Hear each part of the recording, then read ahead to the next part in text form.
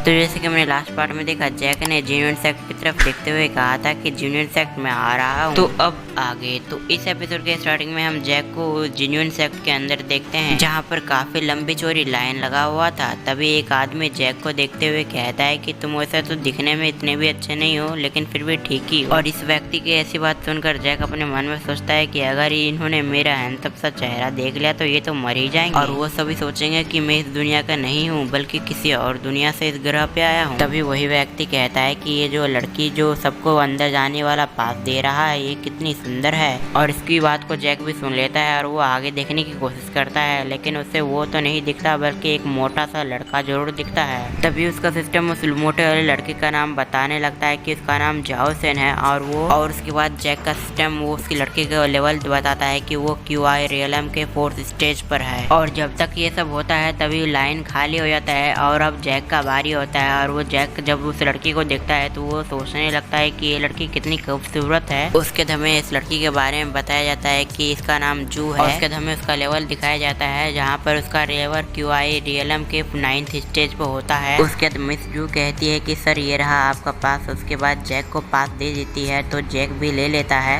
और उसके बाद जैक सोचता है कि इसकी वॉइस भी कितनी अच्छी है। तभी वहाँ पर 3 आदमी आ जाते हैं जो कि और उन 3 व्यक्ति में से जिसका नाम मुनफू होता है। और उसके बारे में हमें बताया जाता है कि ये भी QI रियलम के 9th स्टेज पर है। वो मिस जू के साथ बदतमीजी करते हुए कहता है कि मैं तुम्हें पसंद करता हूँ। तभी मिस जू कहती है कि ये लीजिए आपका पास। और इनकी बदतमीजी जैक से सहा नहीं जाता और वो कहता है कि तुम्हारी हिम्मत कैसे हुई कि तुम मिस जू के साथ ऐसी बातें कर सको। जैक की ऐसी बातें सुनकर मिस जू कहती है जैक से कि आप ऐसे रहने दीजिए, ये लोग ऐसे ही कहते रहेंगे। जिस पर जैक कहता है कि मैं आपको इंसाफ दिलाकर रहूंगा। और तभी उनकी ऐसी बकवास बातें सुनकर वहाँ पर एक डिसाइपल जिसका नाम डुआंग लोंग होता है और वो QI रियलम के 4th लेवल पे होता है। और तभी डुआंग लोंग कहता है कि यहाँ क्या चल रहा है, लेकिन जैक डुआंग लोंग की किसी भी बातों पे ध्यान नहीं देता। और वो उन तीनों से कहता है कि क्या तुम्हें नहीं पता कि किसी को भी परेशान नहीं करना चाहिए। तभी उसके जैक के पीछे खड़ा हुआ एक व्यक्ति कहता है कि क्या तुम्हें तुम्हारी जिंदगी से प्यारे नहीं है। और वो आगे कहता है कि जिसने भी इनसे पंगा लिया है वो लोग उनकी टांगे तोड़ देता है। जिस पर जैक अपनी टांगों को देखते हुए कहता है कि मुझे मेरी टांगे काफी प्यारी है। और उसके बाद जैक कुछ नहीं कहता है, जिसके बाद मिस जू उस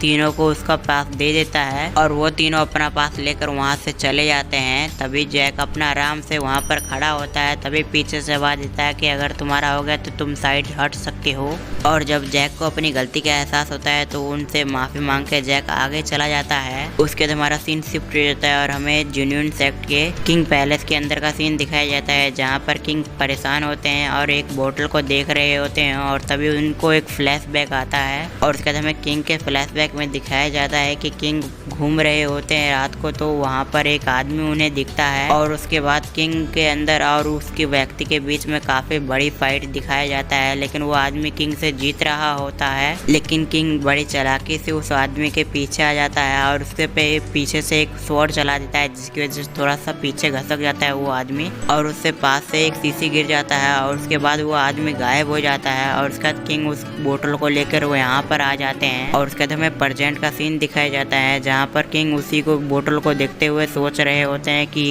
कौन सा बोतल और वो व्यक्ति कौन था। और उसके बाद किंग कहते हैं कि जरूर इस सेक्ट पे कुछ बड़ी मुसीबत आने वाला है। और किंग के ऐसे कहते ही हमारा सीन शिफ्ट हो जाता है और हमें जैक के दिखाया जाता है। और मैं आपसे भी बता दूं कि जेन्युइन सेक्ट को ज्वाइन करने के लिए जैक यहाँ पर आया है और कुछ टेस्ट हैं जो कि जैक को पास करना है, जो भी जेन्युइन सेक्ट को ज्वाइन करना चाहते हैं। और सभी लोग पहले पड़ाव में आए होते हैं जेन्युइन सेक्ट को ज्वाइन करने के लिए। और उसके बाद मिस जू जैक को बताती है इस टेस्ट के बारे में कि इस टेस्ट के अंदर सभी लोगों की पावर लेवल जांची जाएगी और जिसका लेवल ज्यादा होगा उसको उतना ही महत्व दिया जाएगा इस सेक्ट के अंदर। और जैक को बताते हैं कि जो आप सामने देख रहे हैं उसका नाम हेवन इन ग्रोक है और इसके अंदर ही पावर जांची जाएगी। आपको इस पत्थर पे हाथ रखना होगा, जिसके बाद वो पत्थर आपके लेवल के हिसाब से चमकने लगेगी। और इस पत्थर के अंदर 4 तरीके का लाइट जलता है जो कि आपके पावर के हिसाब से ही जलेगा। अगर गोल्ड लाइट जलता है तो हेवन को, और रेड लाइट जलता है तो अर्थ को, और ब्लू लाइट यूनिवर्स को, और ग्रीन लाइट लैंड को दर्शाती है। और मिस जू की बात सुनकर जैक कुछ सोचने लगता है। तभी होनपुर